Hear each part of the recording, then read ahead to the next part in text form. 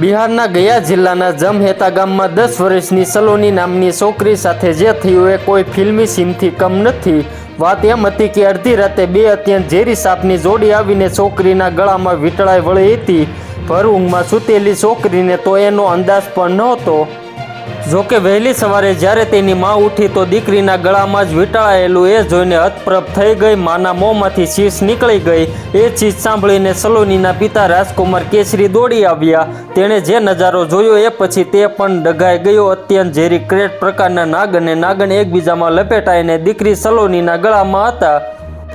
દીકરી જાગી જાય અને હલનચલન કરે તો બંને તેને કરડી જાય એમ હતું, એટલે તેણે શાંતિ જાળવી રહેવાની। એ રાતે શું બન્યું હતું એની વાત કરતા રાજકુમાર કહે છે, સોમવારની વહેલી સવારે સલોનીની માં ઉઠી તો તેણે જોયું કે બે ક્રેટ સાપ તેના ગળામાં વીંટળાયેલા છે।